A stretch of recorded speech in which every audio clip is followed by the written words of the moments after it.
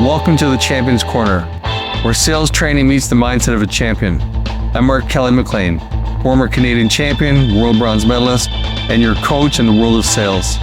I took the discipline, focus, and resilience from boxing and brought it into business. Here, we turn sales pros into sales champions with real tactics and winning mindsets. So lace up, keep your guard up, and let's get to work. You're in the Champion's Corner. Welcome back to the sales ring, 12 rounds to yes. I'm your host, Mark Kelly McLean, and you're stepping into round 5. Today's lesson, we're going to talk about punching and combinations, because in boxing and in sales, one shot doesn't win the fight. You know why one punch doesn't work? I can tell you, I remember early in my sales career, I had what I thought was a perfect call. Great connection, the client was engaged, nodding, asking questions. I hung up thinking, that deal's done. I sent one follow-up email, then I waited. And I waited. And just like that, ghosted. Meanwhile, another rep in my office, not more talented, not more experienced, closed a similar deal that same week. Why? Because while I threw one punch, they kept punching. You know, I'm going to share a story with you about a rep who just wouldn't go away in a good way. You know, I worked with this rep years ago. I think his name was Jason. And Jason wasn't all that flashy. He wasn't the best talker in the room. But this guy understood combinations better than anyone I've seen. You know, he had a prospect, big opportunity that went cold after the first meeting. Most reps, they just move on. Jason did not.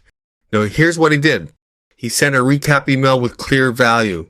2 days later, he shared an article relevant to the client's industry. He left a short voicemail referencing their biggest pain point. He sent a quick thought of you message with a case study. Then followed up with a simple, still worth a conversation, ?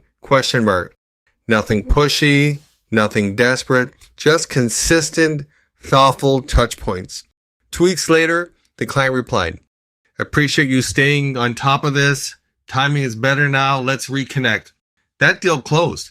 Not because of one brilliant moment, because he kept punching. You know, what's really happening here? Combinations work because they mirror how people actually make decisions. No one buys after one interaction unless it's transactional.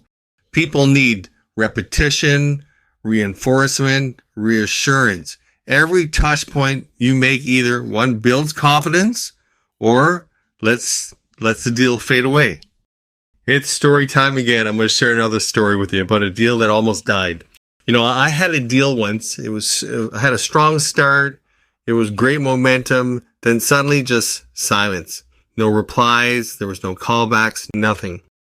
Now, here's the difference between amateurs and pros. Okay, an amateur says, oh, they're not interested. A pro says, I haven't thrown enough yet. So I went back in with a combination. I left a voicemail, short, direct. I followed with an email. Did I miss something? You know, I added value by sharing a quick idea specific to their happiness. I know that sounds kind of corny, but I did.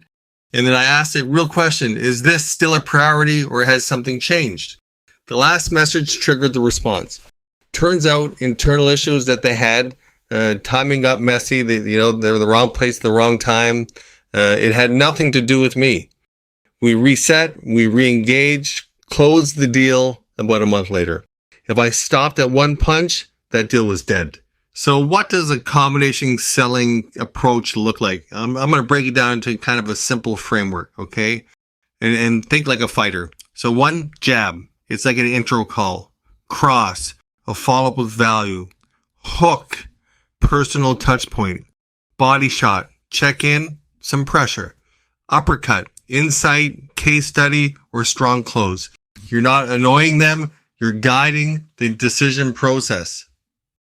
I want to talk to you about the silent deal killer, okay? So let me be blunt. Deals don't die because of rejection, okay? Not rejection. They die because of neglect. You stop following up. You assumed interest might be gone. You waited instead of working. That's like landing one jab and walking out of the ring. So I guess I have some homework for you to do.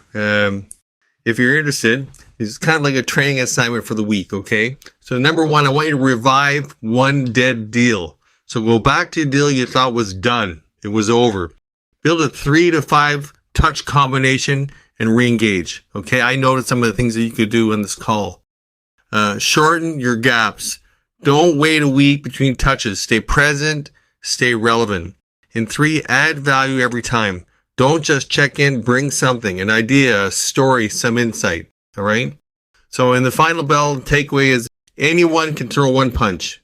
Closers, they throw a combination with intention, rhythm, and pressure. Okay? That's what a closer does. That's how you stay in the fight. That's how you control the pace. And that's how you win. Okay? We'll see you in round 6. That's it for this round of the Champions Corner. If you're serious about leveling up, head over to markkellymclean.com and join my free VIP club. You'll get access to knockout sales strategies in every new podcast episode. While you're there, sign up for my sales training program or book me to lead a seminar for your team. I'm Mark Kelly McLean. Stay sharp, stay hungry, and I'll see you in the next episode.